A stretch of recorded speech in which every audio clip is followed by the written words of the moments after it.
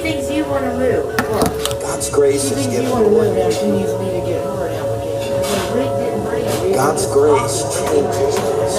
It changed me.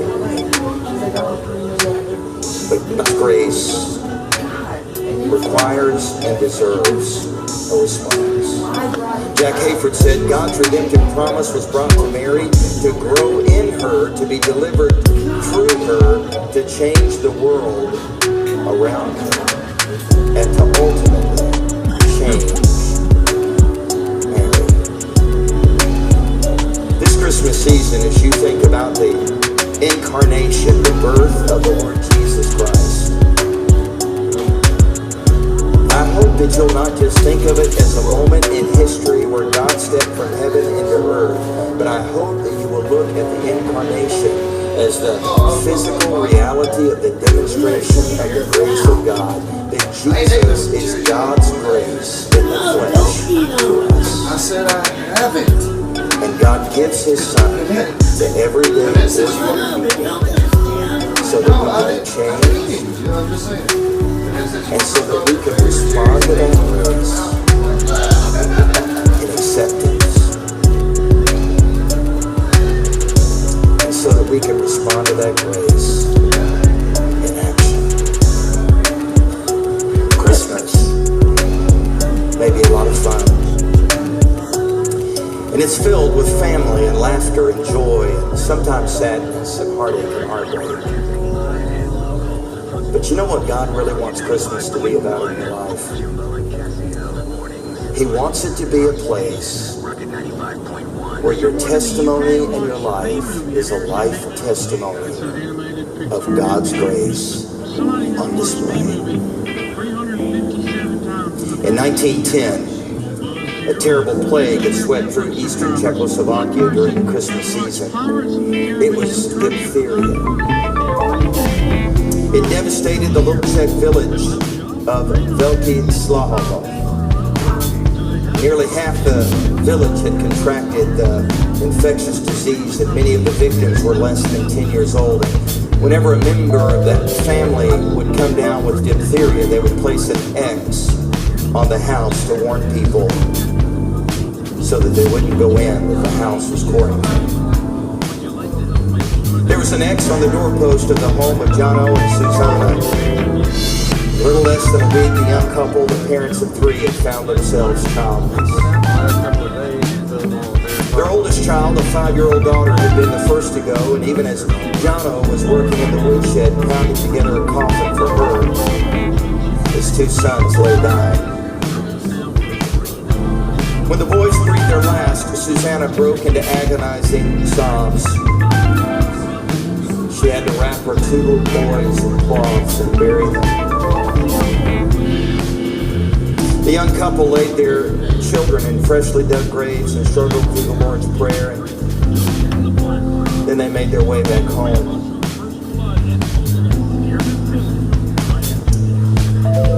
What was so sad was Jono himself was sick. He said to his wife, "I won't see another Christmas, and I may not even see the new year," as he was wheezing and coughing. The diphtheria had tied a noose around his neck, allowing neither food nor sufficient air to sustain him. Susanna gathered some kindling and lit a fire for the night, sure that her husband was going to die, and the snow began to fall, and she paused and gazed out the window, and she remembered Psalm 121. "I will lift up mine eyes into the hills, from whence cometh my help. My help comes from the Lord who made heaven and earth." Suddenly, in a surprise, she saw someone approaching. It was a peasant woman tramping through the snow with a red and purple shawl draped over her shoulders. A kerchief was wrapped around her head, and her long skirt was a bright display of cotton and linen patchwork. In one hand, she held a jar of clear liquid, and as she approached the house, she knocked on the door. Susanna opened the door. She said, "Don't you see that we are quarantined? My husband has diphtheria," and as you can hear him wheezing and coughing in the background. The old woman nodded and asked if she could step inside anyway. She said to Susanna, as she held out the little jar, take a clean white linen cloth and wrap it around your finger. Dip your finger into this pure kerosene oil and swab out your husband's throat. Have him swallow a tablespoon of the oil, and this will cause him to retch up the deadly mucus. Otherwise, he's going to suffocate and die. Stop. My hair's not even combed. She left her little folk remedy against diphtheria, and she turned and left. And Susanna, desperate for any cure, followed her instructions and did what she was asked. And sure enough, early Christmas morning, Jono retched up the deadly phlegm. His fever broke. Susanna was entertained with a season of hope. There were no presents under the tree that year, but an old woman with a jar of oil was a gift of life. And thankfully, Jono recovered. In time, the Lord gave the couple more children, and in the 1920s, Jono and Susanna immigrated to America with 8 children, which included a set of triplets and 2 sets of twins. It's a story that's been handed down through the generations of that family, the little peasant woman who came on Christmas Eve bearing the gift of life. When Jesus came at Christmas and made it Christmas, he came into the darkness, the light of the world. He walked into a house of diphtheria where sin, sickness, and death and disease had ravaged humanity. And the sinless Son of God was born so that he might die on the cross to pay the debt for our sins. That we may be able to be released from that deadly grip that sin had on our souls. That we may be transferred from darkness to light, from death into life. And Christmas is a miracle. Not simply because God came to bring healing, but because God in his coming has brought hope. And that hope is a gift of grace called Jesus. Learn something new every day on Alabama Public Television.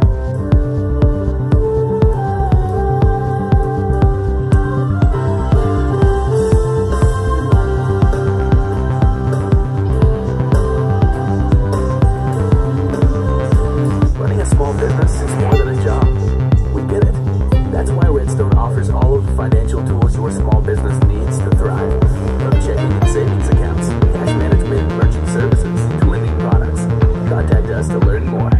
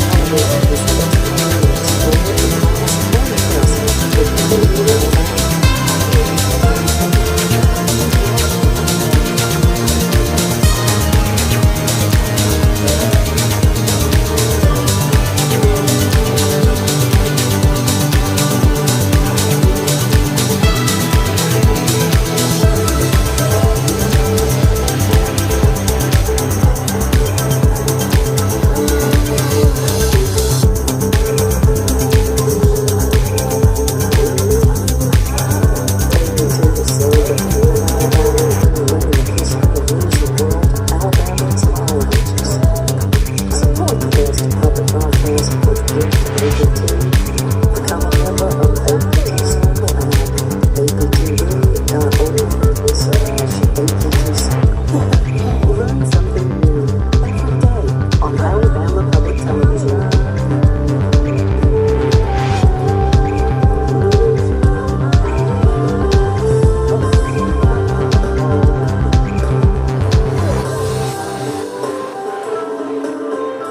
Running a small business is more than a job. We get it. That's why Redstone offers all of the financial tools your small business needs to thrive. From checking and savings accounts, cash management and merchant services, to lending products. Contact us to learn more. Hit the road for the year of Alabama barbecue.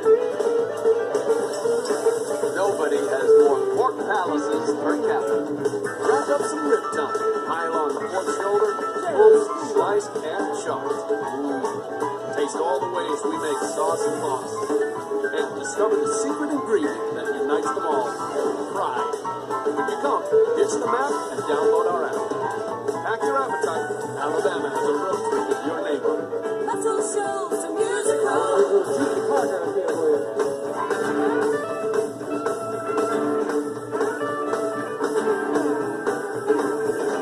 The Santos Music Organization invites you to come along as we present new and hit music right from the source.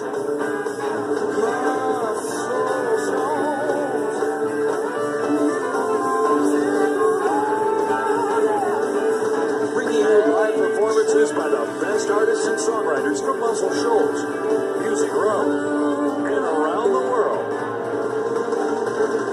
And now, from Studio A in the legendary Fame Studios, it's Muscle Shoals to Music Row live. Hello and good evening. Welcome to another edition of Muscle Shoals to Music Row live. Brought to you here in the Fame Studios. Woodward Hampton, also Woodward and Hemlock. I'm Alex Brown. I am your host. Tonight we've got one special night all the way from Christmas Eve. Earlier this year they released a tribute album to legendary Sun Records. The album called Red Hot, they'll learn a little bit about that project. After all, the first introduction to our band tonight, please welcome to the stage, John Paul Gates.